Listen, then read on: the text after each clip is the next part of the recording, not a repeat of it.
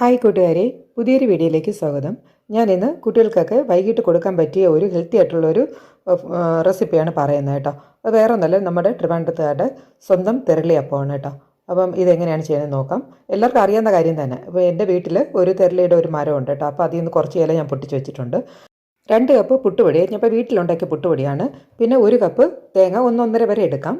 ശർക്കര അതുപോലെ തന്നെ 1-1.5 കപ്പോളം ശർക്കര എടുക്കാം. പിന്നെ വേണ്ടത് കുറച്ച് ഏലക്കപ്പൊടി വേണം. പിന്നെ പാളയംകുടം പഴമാണ് ഇതിനാവശ്യം കേട്ടോ, മറ്റൊരു പഴം എടുക്കരുത്. ഞാനിപ്പോൾ കുറച്ച് ഇല പൊട്ടിച്ചൊന്ന് കഴുകി ഒന്ന് വൃത്തിയാക്കി എടുക്കുന്നുണ്ട്. പിന്നെ അത് തന്നെ ഒന്ന് കുമ്പിൾ കൊട്ടി എടുത്ത് വയ്ക്കുന്നുണ്ട് കേട്ടോ. ഇല തുടച്ചിട്ട് കുമ്പിൾ കൊട്ടി വയ്ക്കുന്നുണ്ട്. ഇത്ര ഇല ഞാനിപ്പോൾ കുമ്പിൾ കൊട്ടി എടുത്ത് വെച്ചിട്ടുണ്ട് കേട്ടോ.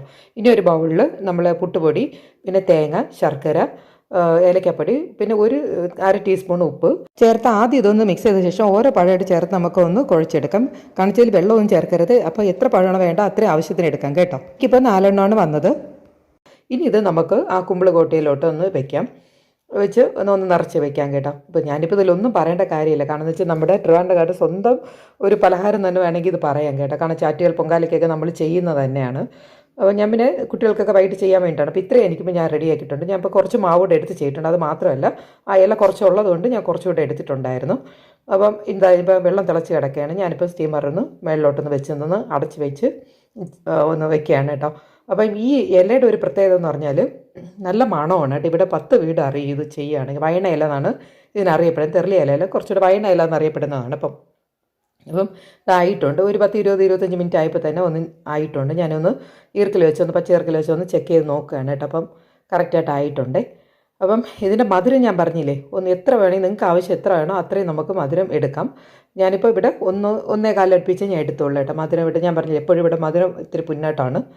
ഇതാ നമ്മുടെ വൈകിട്ടത്തേക്ക് ഒരു വൈകിട്ട് നമുക്ക് കുട്ടികൾക്ക് വയറ് നിറച്ച് കഴിക്കാൻ പറ്റുന്ന ഒരു ഐറ്റം തന്നെയാണ്. ശ്രദ്ധിക്കേണ്ട ഒരു കാര്യമുണ്ട്, ഇതിൽ വെള്ളമൊന്നും ചേർത്ത് കുഴക്കരുത്. പഴത്തിൻ്റെ നനവ് കൊണ്ട് വേണം ഈ മാവെല്ലാം ഒന്ന് കുഴച്ചെടുക്കേണ്ട. ഒരു തുള്ളി വെള്ളവും ചേർക്കരുത് കേട്ടോ, അത് മാത്രം ശ്രദ്ധിക്കണേ.